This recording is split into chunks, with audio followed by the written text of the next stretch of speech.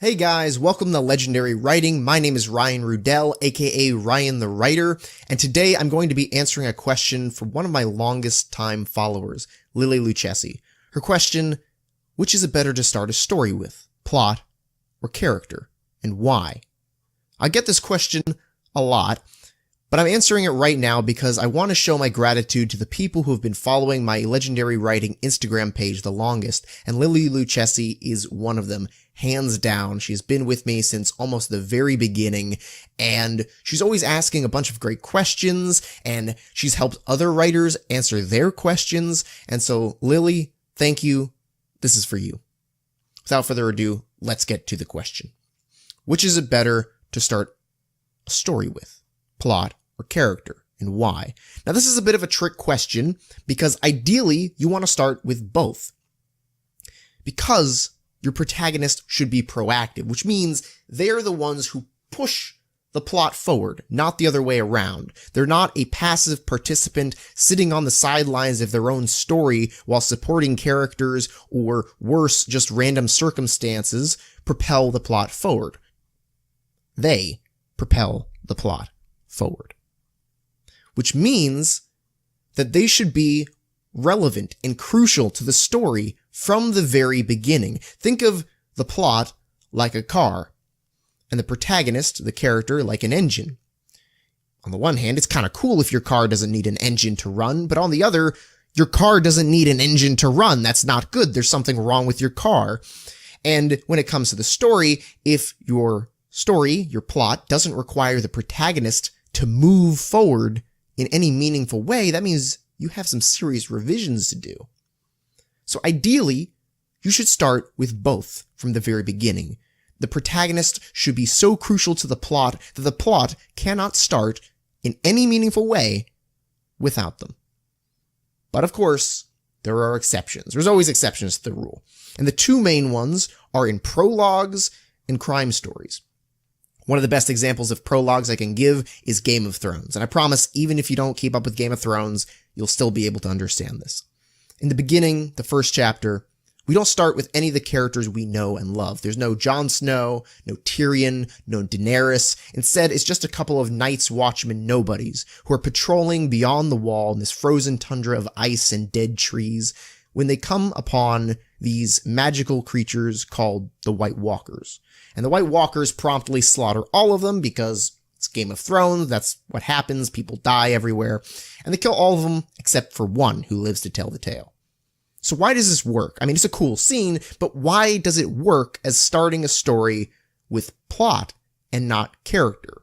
Where character, in this case, is main character. You always have to start a story with character, even if that character is just the environment or a theme. So why does this scene work? 3 reasons. 1, it sets up the Night's Watch, an organization that we return to again and again, and in which main characters like Jon Snow crucially and proactively involve themselves in later on. 2, it sets up a recurring location, the Wall and beyond the Wall, which again, we return to again and again throughout the stories, and which the main character, Jon Snow, involves himself in proactively again and again.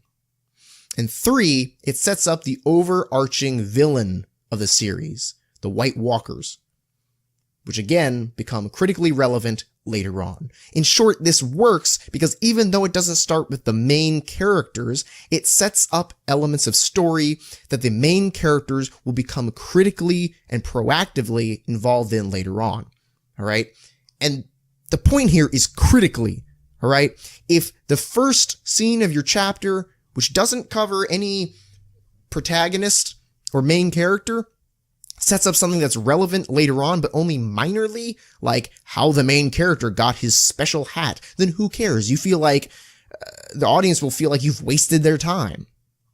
I've read way too many books that start with things like that too. The other exception to the rule is crime novels, or crime shows even. They start instead with the main characters solving the crime, they start with the crime happening itself, usually a murder. The first opening of a show starts with the murder, cut to title sequence, some kind of commercials probably, and then cut back and now the main characters are trying to solve it. So why does this work? Again, because even though the main characters aren't in the first scene, it doesn't start with the main characters, it sets up the plot for the main characters to critically and proactively involve themselves in later on. So again, we have the two exceptions to the rule: prologue and crime stories. But ideally, I can't stress this enough, ideally, you should start with both at the same time, because your protagonist should be so pivotal to the plot that the plot cannot start in any meaningful way without them, like a car requiring its engine. Thank you, Lily Lucchesi, for asking that question. I hope this helps you. I hope this helps you other writers out there. If you want to get more great writing tips and tricks, please follow the Instagram page at Legendary Writing. I'll put a description down below. And please follow me on Medium, where I blog more about these things in depth. There's not a whole lot of room to do so on Instagram. And that'll be medium.com/@RyanRudell. I will include the link to that also into the description below. If you are somebody who has been following the Legendary Writing Instagram page for a while, and I haven't reached out to you yet about asking a specific question, please feel free to reach out to me, DM me, and I will respond and we'll get it set up right away. Thank you guys. Thanks for watching. Once again, Legendary Writing, Ryan Rudell. Have a great day and happy writing.